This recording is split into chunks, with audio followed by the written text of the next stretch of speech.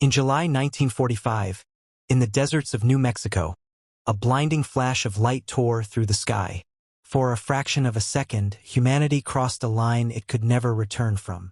Standing miles away from the explosion, watching the fireball rise like a second sun, was a thin, intense man with hollow eyes and a cigarette hanging from his lips.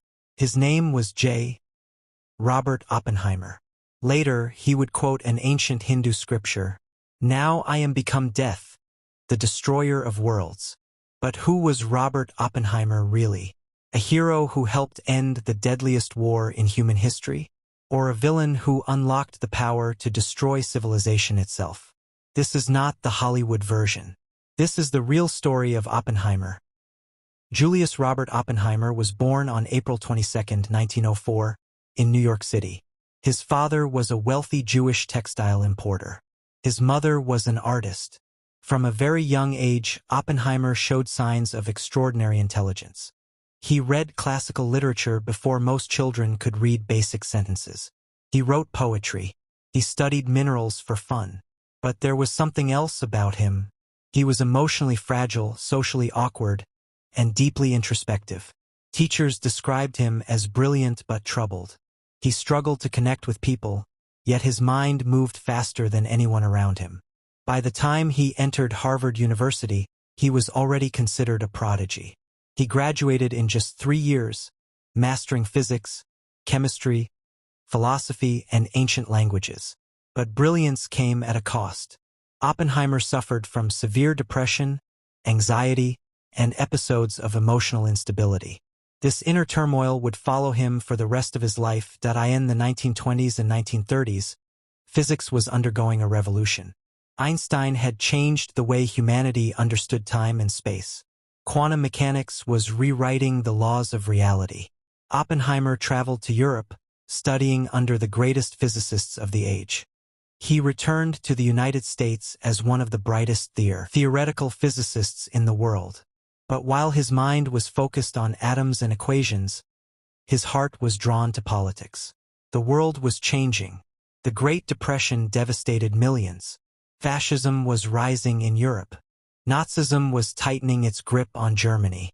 Oppenheimer sympathized with left-wing politics. Many of his friends were members of the Communist Party.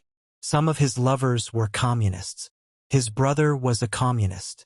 Though Oppenheimer himself never officially joined the party, his political associations would later haunt him. At the time, he believed science should serve humanity, not power.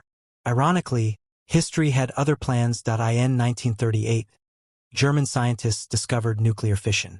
For the first time, it became clear that splitting the atom could release unimaginable energy.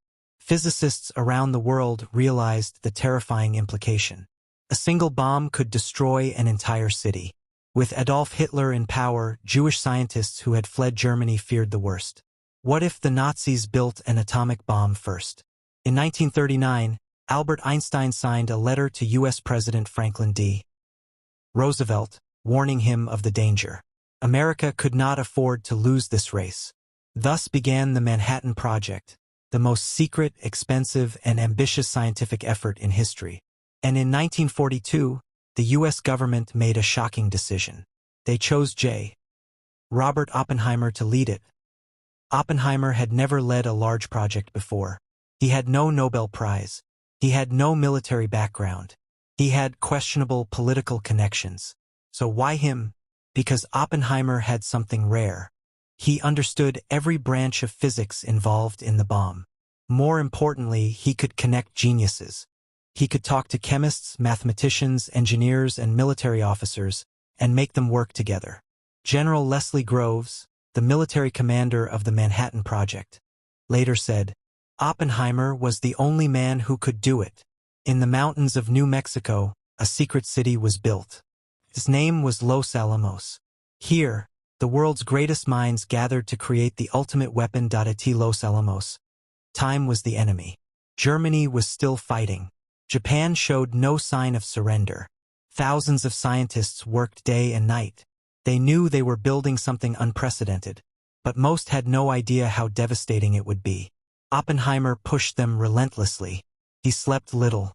He smoked constantly. He absorbed stress like fuel. Under his leadership, 2 bomb designs emerged. A little boy, a uranium bomb. Fat man, a plutonium bomb. But there was a terrifying question.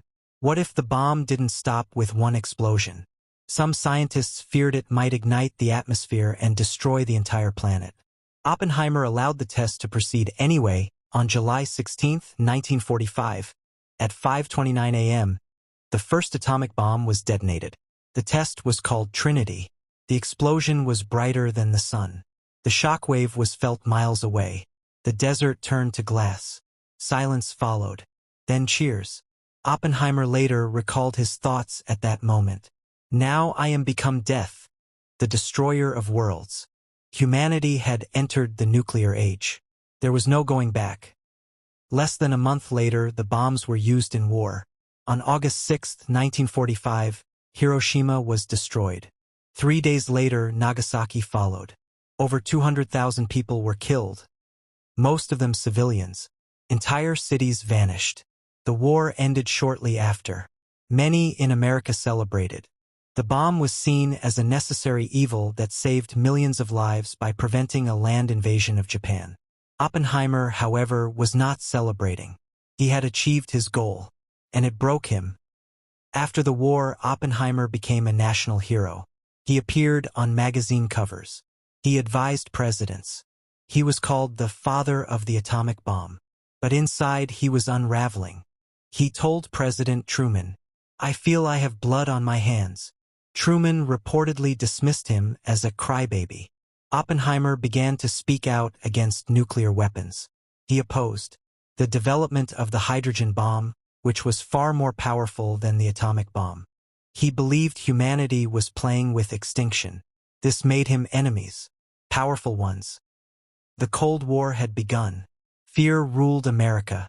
Anyone with left-wing connections was suspected of treason. Oppenheimer's past associations resurfaced. In 1954, the U.S. government put him on trial, not in court, but in a closed security hearing. He was accused of being a security risk. Former colleagues testified against him. Private conversations were used as evidence. The man who helped America win the war was publicly humiliated. His security clearance was revoked. His reputation was destroyed. The message was clear. Even the creator of the bomb was expendable. Oppenheimer retreated from public life. He continued teaching. He continued thinking. He continued regretting. In 1963, President Lyndon B.